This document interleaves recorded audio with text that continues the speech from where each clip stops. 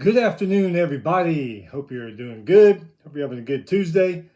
We are doing the final video for the 24-25 college sports season. Of course, it's going to be College World Series Review, Championship Series. I have to be honest with you. I thought Coastal Carolina was going to take it. They were just on a roll. They hadn't lost a game since, April 22nd, I think it was, maybe 26th. So I thought LSU would win a game. But Coastal Carolina, the way they've just been blowing through people, I really thought that they were going to win this series. Glad they didn't, because like I said, I'm a secondhand LSU fan. A&M first for some reason. I'm trying to figure that one out why still. But anyway, yeah, so I thought it was going to go 3 games. I really did. But they ran into LSU. They actually talked some crap, a little bit of crap in their press conference. And LSU took care of them. First game, pretty much a pitcher's duel. Second game, a little bit better. We'll go over that. Before we start, got a couple news items. Hit that subscribe button down there, wherever it is, so you don't miss anything. Once again, kind of a light news cycle, but here we go. Wisconsin Badgers. They filed a lawsuit against Miami, claiming the Hurricanes broke the law by tampering with a Badger football player. The lawsuit claims a Miami staffer and prominent alumni met with defensive back Xavier Lucas's family down in his home. I guess he lives in Florida, down in Florida. Offered him money to transfer to Miami, which he did back in January, evidently. So yeah, that's ongoing. We'll see what happens there. I don't know what kind of trouble Miami could get in. NCAA maybe could lay some law down on them. Who knows? But those guys, NCAA, that's kind of a, I don't know. I don't know why anybody's scared of them now. They're kind of a bunch of sissies, really, when you think about it. So we'll see what happens with that. College baseball 2025 Golden Spikes Award winner is, see if I can say his name right, Wahiwa Aloy. Is that how you say his name? Or Wahiwa Aloy? Anyway, from Arkansas, Golden Spikes winner this year. So congratulations to him. All right, so let's go back a day. Wednesday, Coastal Carolina beat Louisville to get to the championship series, beat them 11-3.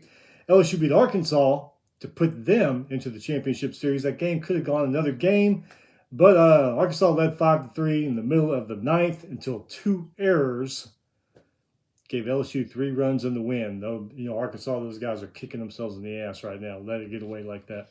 I'm kind of glad that sorry it happened for Arkansas fans and players, but man, Arkansas, the way they played and that pitching they got, if it did go to another game, I just don't know if LSU could beat them. So I was glad it ended right there the way it did. Anyway, championship series, game 1, like we said, kind of a pitcher's duel. Number 3 LSU beat number 11 Coastal Carolina 1-0. LSU 6 hits, 0 errors. Coastal Carolina 3 hits, 1 error. LSU's Milam hit the RBI single that put him on the scoreboard. Anderson, though, 10 strikeouts for the Tigers. However, Coastal Carolina, Fluky, 9 strikeouts. Carbone behind him with 2 strikeouts. Like I said, a pitcher's duel, only 1 run scored. Coastal Carolina only got 3 hits out of that. So LSU led the series game 1. Game 1, led the series 1-0. Game 2, LSU wraps it up. Number 3 LSU beat number 11 Coastal Carolina 5-3. LSU 10 hits, 0 errors. Coastal Carolina a little bit better, 8 hits but 2 errors. LSU's Frey RBI double. Stanfield and Curl hit 2-run singles.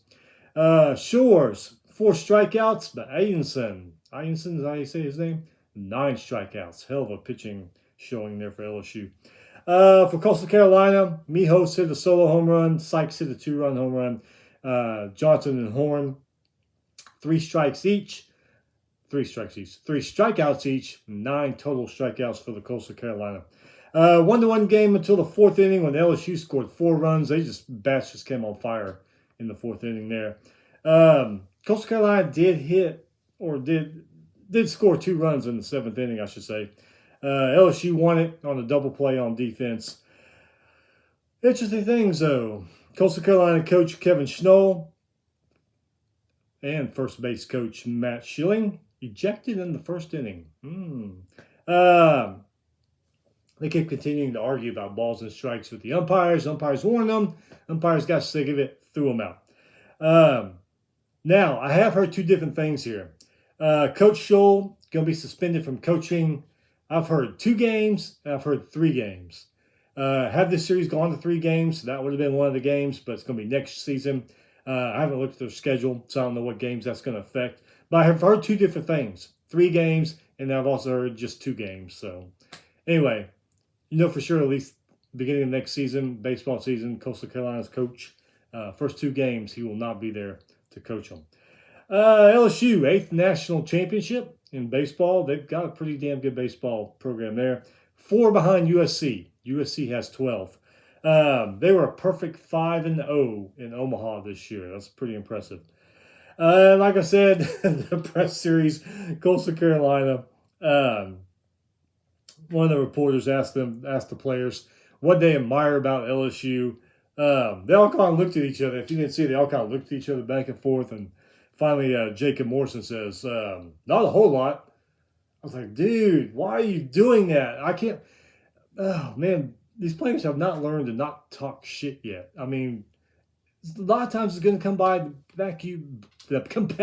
to bite you in the ass. Just say something like, man, their pitching is awesome, probably the best pitching group in the country, or just say something nice, because all you're doing is giving fuel to the fire to the other team.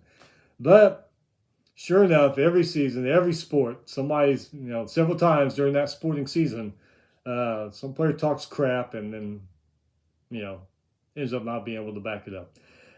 So like I said, last video of the 24-25 college sports season. It is over. Football, hey, that starts here in a couple months.